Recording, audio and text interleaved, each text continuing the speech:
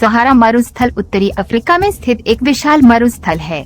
सहारा रेगिस्तान के बारे में कुछ प्रमुख विवरण इस प्रकार हैं। आकार: सहारा रेगिस्तान दुनिया का सबसे बड़ा गर्म रेगिस्तान है, जो लगभग 9.2 मिलियन वर्ग किलोमीटर 3.6 मिलियन वर्ग मील के क्षेत्र को कवर करता है। ये अल्जीरिया, चाद, मिस्र, लीबिया, माली, मॉरिटानिया, मोरक्को, नाइजर, सूडान और ट्यूनीशिया सहित कई देशों में फैला हुआ है। भूगोल: सहारा रेगिस्तान की विशेषता रेत की टीलों, चट्टानी मैदानों और बंजर परिदृश्यों के विशाल हिस्सों से है। ये कई पर्वत श्रृंखलाओं से घिरा हुआ है, जैसे उत्तर में एटलस पर्वत और दक्षिण में अगर और तिब्बती पर्वत। जलवायु: सहारा मरुस्थल अपनी चरम जलवायु के लिए जाना जाता है। ये दिन के दौरान झुलसाने वाले तापमान का अनुभव करता है, अक्सर 50 डिग्री सेल्सियस 122 डिग्री फ़ारेनहाइट से अधिक होता है, जबकि रात में तापमान में काफी गिरावट आ सकती है। वर्षा कम होती है और रेगिस्तान के भीतर कुछ क्षेत्रों में वर्षों तक वर्षा नहीं हो सकती है। वनस्पति और जीव: अपनी शुष्क प्रकृति के बावजूद सहारा रेगिस्तान पौधे और पशु जीवन की आश्चर्यजनक विविधता का घर है।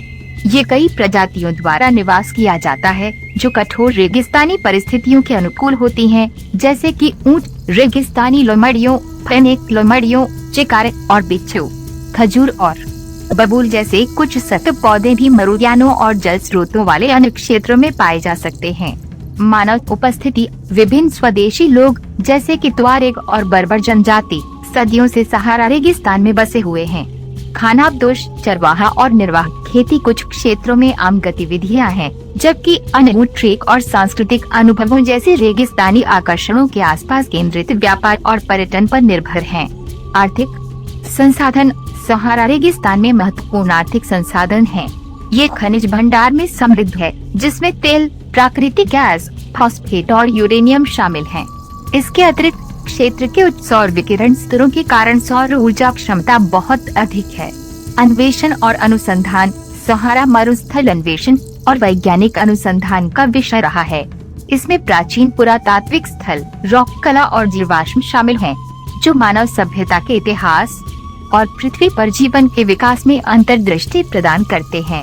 पर्यावरणीय चुनौतियां: सहारा मरुस्थल को पर्यावरणीय चुनौतियों का सामना करना पड़ता है, जिसमें मरुस्थलीकरण, रेगिस्तानी क्षेत्रों का विस्तार और उपजाऊ भूमि पर रेत की टीलों का अतिक्रमण शामिल है। जलवायु परिवर्तन और अस्थिर भूमि उपयोग प्रथाएं इन मुद्दों में योगदान करती हैं।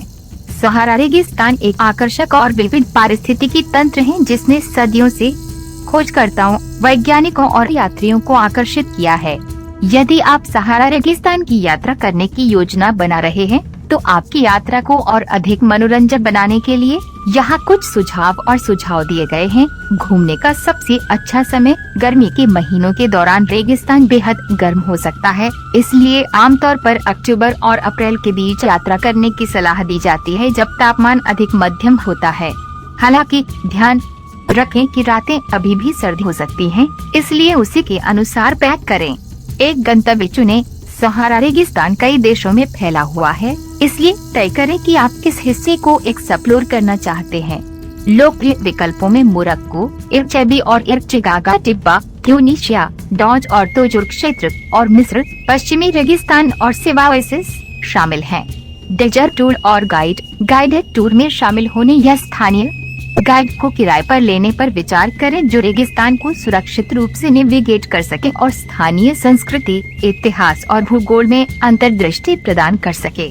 वे आपकी यात्रा कार्यक्रम की योजना बनाने और आवास की व्यवस्था करने में भी आपकी मदद कर सकते हैं। ऊंट ट्रेकिंग: सहारा में प्रतिष्ठित अनुभवों में से एक रेगिस्तान में ऊंट की सवारी करना है।